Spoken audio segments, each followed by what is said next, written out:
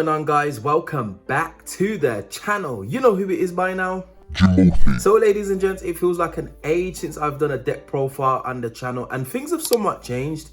I mean, like earlier on when I just kind of like started out YouTube, I just was slamming out deck profiles without really testing the decks, and it made for an interesting experience, mainly because I was consistently like reviewing them, which you do anyway, but like I was always making changes, and then I wasn't happy with the final build, mainly because I was just throwing them out there. So now I tend to kind of try and test decks before I actually put them onto the channel, and the testing phase does take a long time, especially when I'm building. But anyway, enough said, let's just get straight into the profile. And today we're profiling Runick Generators. Now this is an interesting deck. I don't even know where it came about this. I've always liked generators.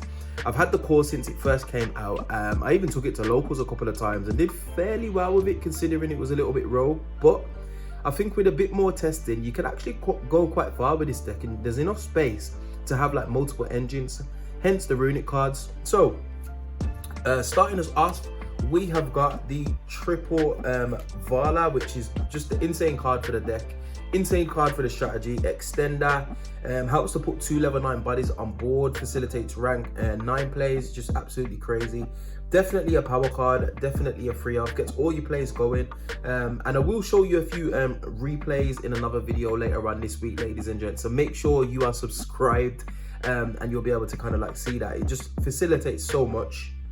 Also, another 3 of, we've got the 3 Lopta. This is any of your generators in hand. Now, when you're playing this deck, ladies and gents, the idea is your Runick plays are kind of like what kind of start your engine going. They kind of like dwindle your opponent out of resources, and then after that, you're just playing generators. Once you've got an advantage in terms of card advantage, and once you've got like hard to stick on the field, it's very, very difficult for your opponent to kind of like play the game, especially if they're searching cards to facilitate combos. Hard's just ripping cards out of hand. It's an Omni Negate. Yeah, it's crazy. So triple Lopta, which can become any generator by tributing himself and then special summon any generator from deck. We've also got the 1 Utgarda, the 1 Hela, the 1 Mardell, and the 1 Ha. These are your quote-unquote bricks. You seldom want to draw these cards. You kind of like just want to get them off your generator field spell or off Lopta. So definitely very, very strong. Or World Legacy Monstrosity, without trying to spoil too much of the deck profile. But yeah, you don't really want to see these. You just want to kind of like summon them out of your deck, which is easy enough to do. Next up, for the mini diviner package, we have got 1 diviner of the Herald, sorry, 2 diviner of the Heralds, 1 Trias Hierarchia, as well as the 1 DD Sprite. This package is interesting. I decided to go with 2 diviner as opposed to 3, mainly because I didn't want to have too many normal summons, and diviner does act as your secondary normal summon alongside Lopta. So I just decided to just cut a diviner, which actually pays a little bit of dividends. It's not too bad. Trias Hierarchia is nice, especially with the generator tokens on field. In a pinch, you can actually use him from graves to kind of like pop a few cards on the field, as well as draw yourself some. So definitely a power play. And I decided to opt for DD Sprite as opposed to like Booten, mainly because DD Sprite's got a bit more application if you draw into it for whatever reason, if you're just unlucky like myself. So yeah, and that's the diviner package. And that's it for the monsters. On to the spells, we have got triple generator boss stage. This actually goes without saying, ladies and gents, insane card. You know what it does.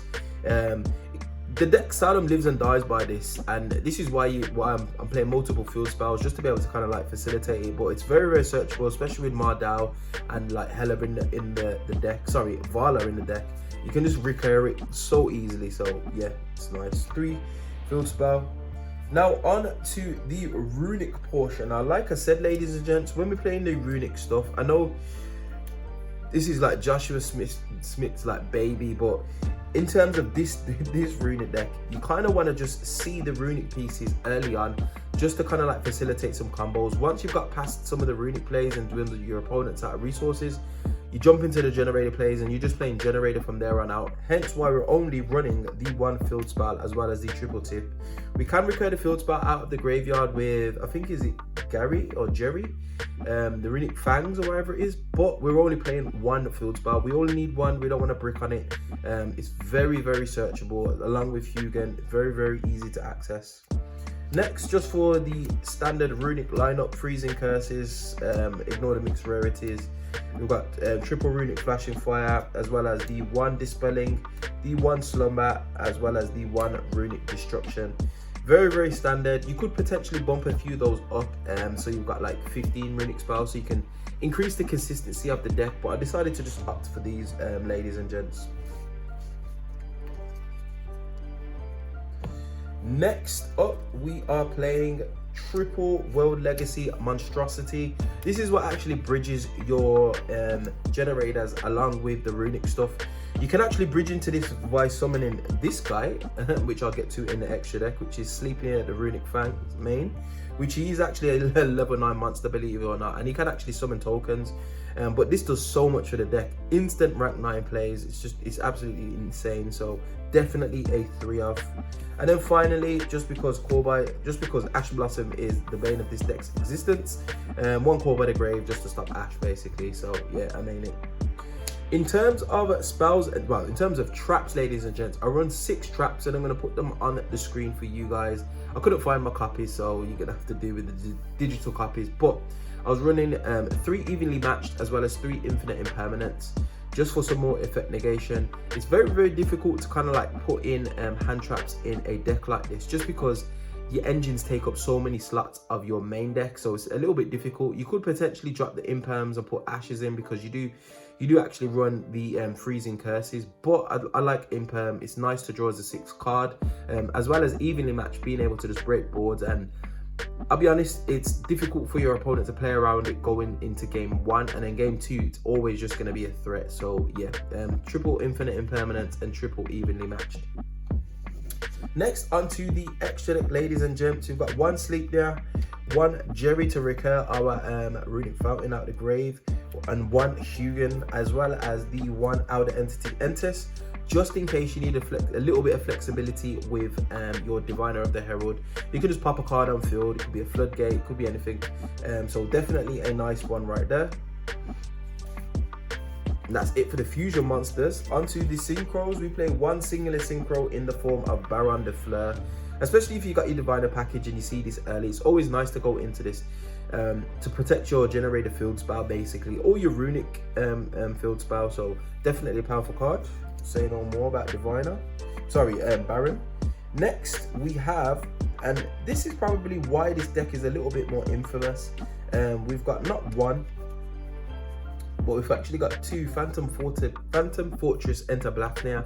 Now, the whole premise of this deck is to kind of like just destroy your opponent's hand, go into Utopic Future Draco, and then go off with your Generator plays, as well as having the Runick as a bit of support in play. Phantom Fortress Enter Blafnir is not a once per turn. It's a non-target and banish from field or hand, or even graveyard, I believe. It's insane. So you can actually practice a couple of times on your turn 1, and if your opponent hand traps you, even better, because you're going to rip even more cards out of that hand. And playing against like an Omni Negate, against, I don't know, Runick, like freezing curses, flashing fire, along with a Utopic Future Draco, is just very difficult for your opponent to kind of like deal with, which is why this deck is a little bit more influential in terms of where it stands in the meta. Next, for some utility, we've got 1 Infinite Track Earth Slicer, which is obviously a rank 9. 1 Mirrologic Aggregator. As soon as it hits the graveyard, it acts as a negate. As well as the main boss monsters here, ladies and gents, which is double Jormungandr, as well as double Leviathan, the Generator Boss of Shadows, which is just an insane card. This card does so much. Like, it swallows, it basically, it tributes itself to summon Jormungandr out of your extra deck, and it eats up as many cards on field or in graveyard, non-targeting, equal to the number of materials it had when it activated its effect. So it's a bit of a house, to be honest, ladies and gents. And if you kind of like time this right, you can actually end your opponent's turn, especially with some of the cards that your opponents kind of need on field. Can eat up SP Little Knights. Like, yeah, it's absolutely crazy, as well as swallow stuff up in the graveyard, so potentially disrupting graveyard recursion. Jormungandr is very interesting as well, because you can actually force your opponent to play into Droll and Lockbird. If you proc his effect in the main phase, or even in the standby phase, yeah, you can basically trigger draw because your opponent will draw off it, and on resolution you can just train draw, which is crazy. So draw will be a very, very good addition into the side deck, especially if you can facilitate this play going first. And then finally, ladies and gents, for the last XYZs, I decided to run the Utopic Future Draco package. After you've done your Enter Blafnir plays, this is a nice little play to go into. It's a monster negate. It's a snatch steal as well, especially after you've used a few of your Generaider monsters effects. Tribute tokens off. You've typically got space on your board to proc the Utopic Future Draco. So just a nice little bit of an inclusion there. And that is it, ladies and gents. Obviously, this deck is untested. I am going to be taking Tri-Brigade, Fire King Tri-Brigade to my next adventure at locals. But nonetheless, Runick Generaider, definitely an interesting deck.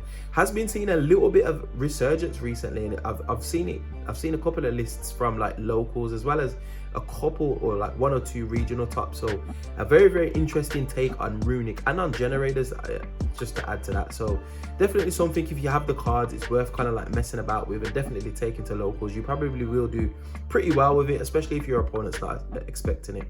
But anyway, ladies and gents, we find ourselves at the end of another video. As always, if you did enjoy this content, you know what to do by now. Hit that like button, share, subscribe, all of that beautiful good stuff, and I will definitely see you guys on the next video.